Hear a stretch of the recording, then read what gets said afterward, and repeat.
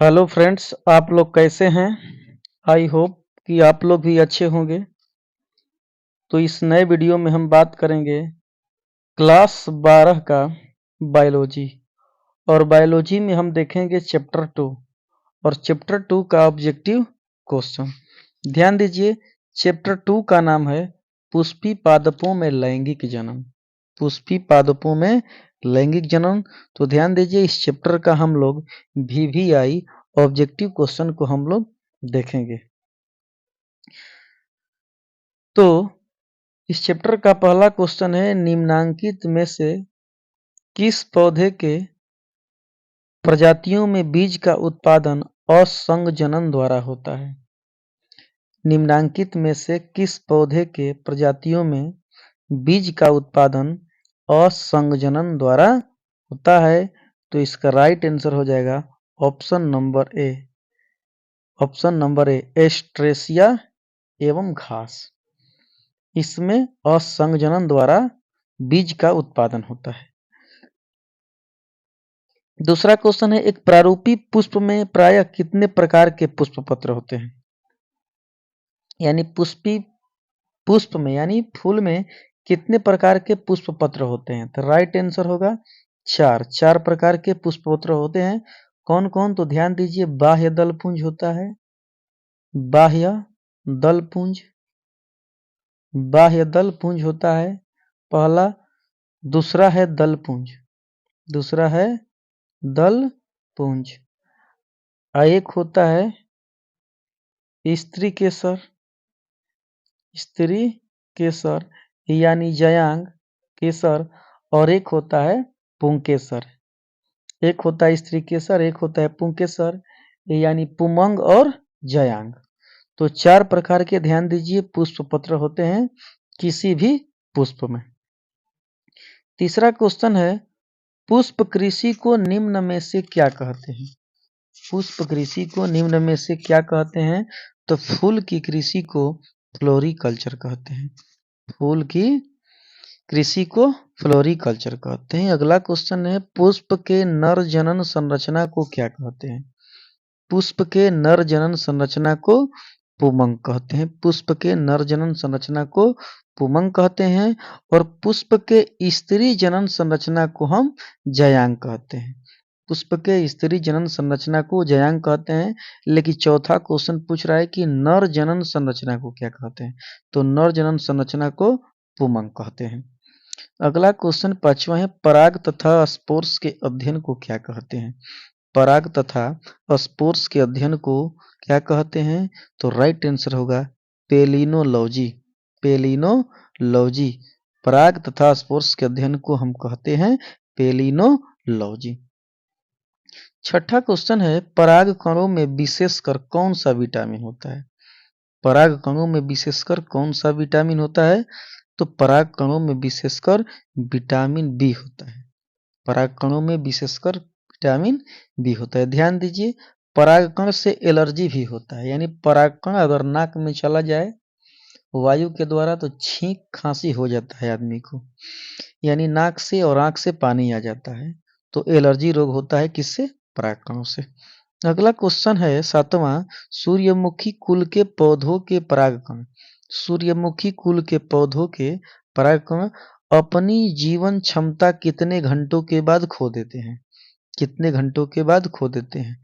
कौन, सूरजमुखी कुल के पौधे के परागकण की जीवन क्षमता कितने घंटे के बाद खो देती है।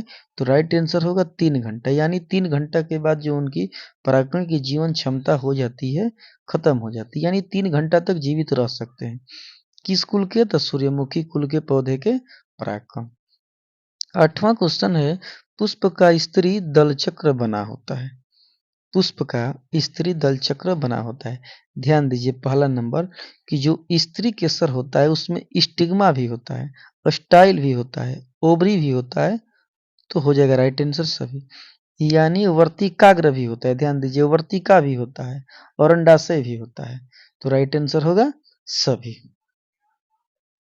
नौवां क्वेश्चन है, आवृत पुष्प निम्न में से किस में होता है। पुष्प, आवृत पुष्प किस में होता है। तो उस पौधे का नाम है कनकौआ। कौआ। समकाल पक्वता निम्न में से किस में होता है? समकाल पक्वता होमोगेमी, तो गुल अब्बास में, गुल्ला बास में। 11 क्वेश्चन है, हार्कोगैमस, हार्कोगैमस पुष्प निम्न में से कौन है? हार्कोगैमस फूल, हार्कोगैमस फूल निम्न में से कौन सा है? तो हार्कोगैमस पुष्प मदार में, राइट आंसर होगा मदार। मदार का पौधा आपको दिख जाएगा गांव में कहीं भी। ध्यान दीजिए, मदार के पौधा एक खूबसूरती है कि अगर किसी को बिच्छी अगर डंक मार दे, बिच्छी डंक मार दे, तो उसका जो दूध होता है वो बहुत फायदेमंद होता है, बिच्छी के जहर को उतार देता है। तो ध्यान दीजिए कैसे उतारेगा, उसको रुआ में ले लेंगे और रुआ में ले करके जहां अगर बिच्छी मारी है तो उसके ऊपर लगभग 1 सेंटीमीटर ऊपर रखना है। ध्यान दीजिए, 1 सेंटीमीटर अगर जहां बिच्छी मारी है वहां रखिएगा तो आग देगा।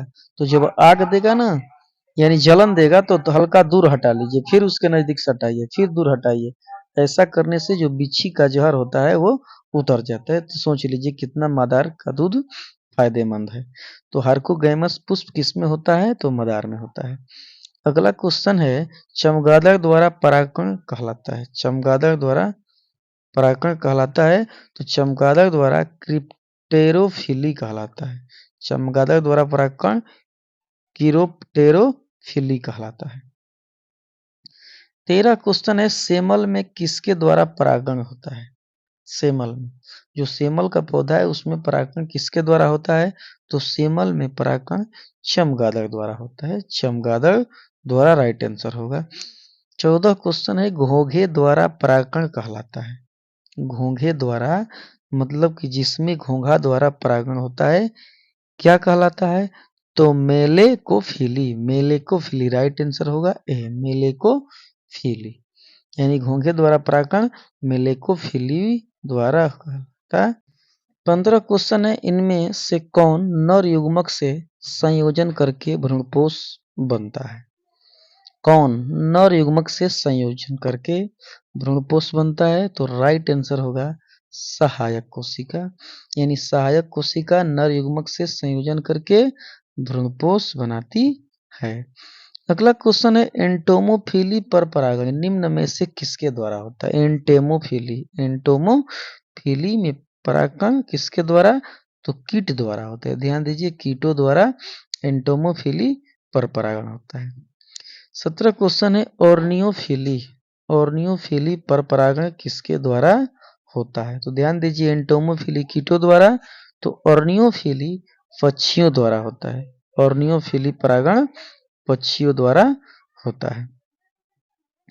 अगला क्वेश्चन 18 है, वेलिसनेरिया में किस प्रकार का पर परागण होता है? वेलिसनेरिया में, वेलिसनेरिया में किस प्रकार का पर परागण होता है? तो राइट आंसर होगा जल परागण, जल परागण। थोड़ा सा ध्यान दीजिएगा, कमल का फूल का आप लोग नाम सुने होंगे, कमल का फूल, कमल का फूल, कमल का फूल जल में होते हुए भी, जल में होते हुए भी जल द्वारा परागण नहीं होता है। ध्यान दीजिएगा, कमल का फूल जल में ही रहता है लेकिन जल द्वारा परागण नहीं होता है। तो क्वेश्चन अगर आ भी जाए कि कमल किसके द्वारा परागण होता है, तो जल तो क्लियर है कि नहीं होता है। 19 क्वेश्चन है, एनीमोफिली परागण निम्न में से किसके द्वारा होता है? एनीमोफिली, तो एनीमोफिली परागण वायु द्वारा होता है, एनीमोफिली परागण वायु द्वारा होता है। 20वां क्वेश्चन है, वायु परागित पुष्प सामान्यतः होते हैं, जो वायु द्वारा परागित होने वाले पुष्प हैं सामान्यतः कैसे होते हैं? तो ध्यान दीजिएगा, वो तो छोटे होते हैं और रंगहीन होते हैं, छोटे होते हैं, रंगहीन होते हैं, लेकिन वहीं कीट कह देता तो आकर्षक वहां पर होगा, लेकिन इसमें आकर्षक नहीं होगा। वायु परागित पुष्प छोटे होते हैं, रंगहीन होते हैं, राइट आंसर होगा बी और सी। चींटियों द्वारा परागण को क्या कहते हैं? चींटियों द्वारा परागण को क्या कहते हैं? तो चींटियों द्वारा परागण को मार्मिकोफिली, मार्मिकोफिली कहते हैं, राइट आंसर बी होगा मार्मिकोफिली, राइट आंसर होगा बी, चींटियों द्वारा परागण को क्या कहते हैं? तो मार्मिकोफिली। 22 क्वेश्चन है, निषेचन क्या है? निषेचन क्या है? तो ध्यान दीजिए, निषेचन अंडा तथा नर न्यूक्लियस का संयोजन है। नर न्यूक्लियस का संयोजन है, यानी जो अंडाणु होते हैं और नर के शुक्राणु होते हैं। नहीं, निषेचन कर रहे अंडा तथा नर न्यूक्लियस का संयोजन है। राइट आंसर होगा नर न्यूक्लियस का संयोजन। द्विनिषेचन का खोज किसने किया था? द्विनिषेचन का खोज किसने किया था? तो राइट आंसर होगा बी, नवासचीन। नवासचीन ने द्विनिषेचन का खोज किया था। अगला क्वेश्चन है, द्विनिषेचन का अर्थ क्या है? द्विनिषेचन का अर्थ क्या? ध्यान दीजिए, द्विनिषेचन यानी दो बार निषेचन। द्विनिषेचन यानी दो बार निषेचन। तो नर युग्मक से तथा मादा युग्मक द्वारा द्वितीयक केंद्रक से संलयन। ध्यान दीजिए, द्वितीयक केंद्रक से संलयन। नर युग्मक से मादा, दूसरे मादा युग्मक का द्वितीयक केंद्रक से संलयन। अगला क्वेश्चन है, निषेचन के बाद बीजांड परिवर्तित होता है। जब निषेचन हो जाता है तो बीजांड बीज में परिवर्तित होने लगता है। ध्यान दीजिए, जब निषेचन की क्रिया हो जाती है तो बीजांड बीज में बदल जाता है। भ्रूणपोष ऐसा नहीं है, भ्रूणपोष बीज में होता है, पहले बीज बनेगा तब भ्रूणपोष। भ्रूण, ध्यान दीजिए, भ्रूण बीज में ही होता है। मध्य आवरण यह भी बीज में ही होता है। तो पहले ध्यान दीजिए, बीज बनेगा। चिरस्थायी बाह्यदल निम्न में से किसमें पाया जाता है? चिरस्थायी बाह्यदल यानी जो बाह्यदल होता है हमेशा पाया जाता है, यानी हमेशा के लिए होता है। ध्यान दीजिए, राइट आंसर होगा बैगन। बैगन में देखिए, जब तोड़िएगा तो बैगन में जो डंठी होता है, डंठी उसमें हरा पत्ती होता है, तो हरा पत्ती को बाह्य दल पुंज कहते हैं। तो बाह्य दल बैगन तैयार भी हो जाता है, सूख भी जाता है, तो भी उसी में होता है। तो कह रहा है चिरस्थायी, यानी हमेशा उसमें रहता है। बाह्य दल किस पौधे में रहता है? तो जो बैगन होता है उसमें हमेशा रहता है बैगन। राइट आंसर होगा बैगन। ध्यान दीजिए, युग्मनज क्या है? युग्मनज क्या है? तो युग्मनज द्विगुणित होता है। ध्यान दीजिए, युग्मनज द्विगुणित होता है। ध्यान दीजिए, पहले युग्मनज कैसे बनता है?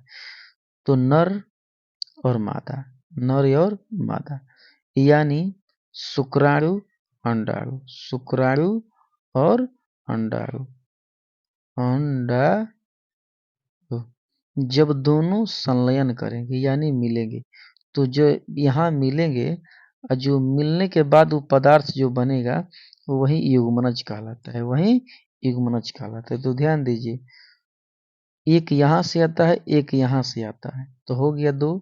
तो इसको द्विगुणित कहा जाता है, यानी एक गुण माँ से और एक गुण पिता से आता है, तो युग्मनज हो जाएगा द्विगुणित।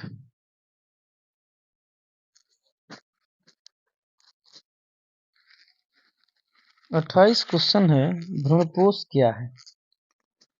भ्रूणपोष क्या है? ध्यान दीजिए, द्विगुणित, अगुणित, त्रिगुणित, ए में से कोई नहीं, तो राइट आंसर होगा त्रिगुणित। भ्रूणपोष होता है त्रिगुणित होता है, भ्रूणपोष त्रिगुणित होता है।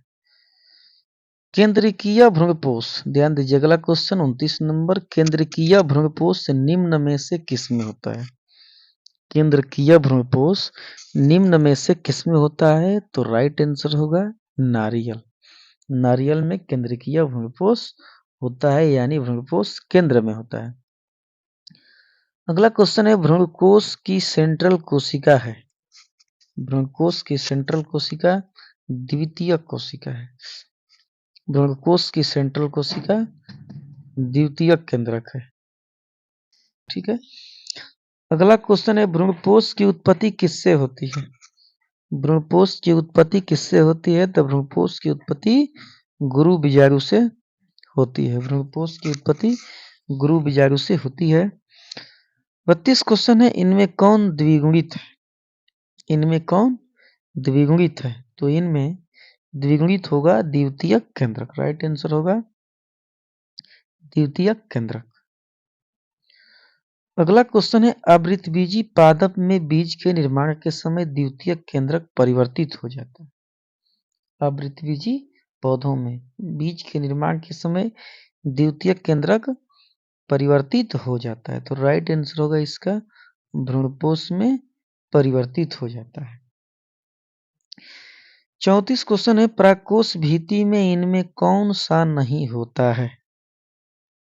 पराकोष भीति में इनमें से कौन सा नहीं होता है?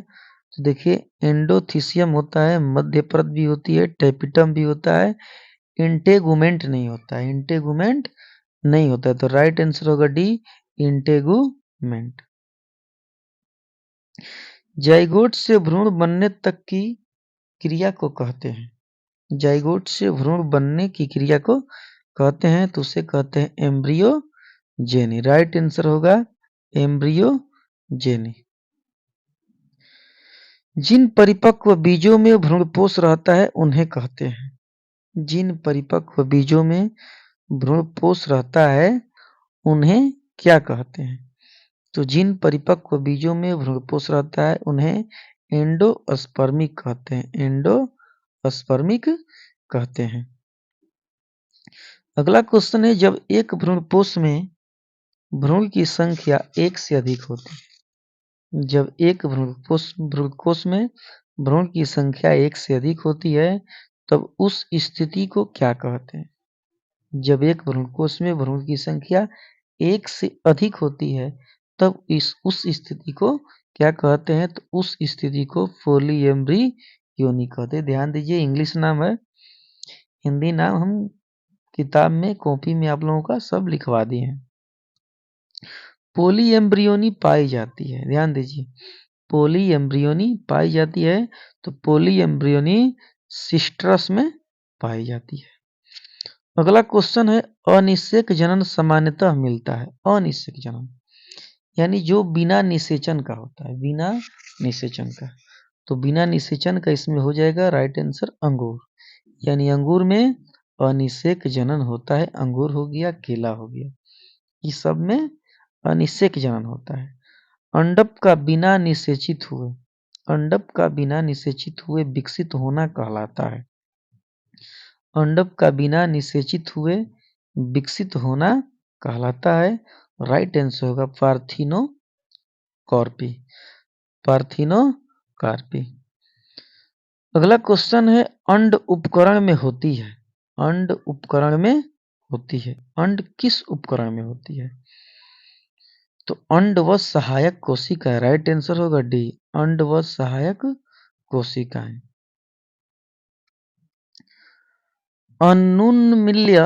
अनुन्मील्य परागकण वाले पौधों में निश्चित रूप से होता है।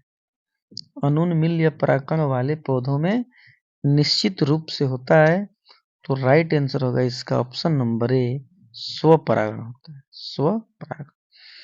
अगला क्वेश्चन है, परागण का सबसे बड़ा केंद्रक होता है। परागण का सबसे बड़ा केंद्रक होता है, कौन होता है? तो परागण का सबसे बड़ा केंद्रक राइट आंसर हो जाएगा नलिका केंद्रक होगा। राइट आंसर नलिका केंद्रक हो जाएगा। अगला क्वेश्चन है, निषेचन के बाद फल का निर्माण निम्न में से किससे होता है?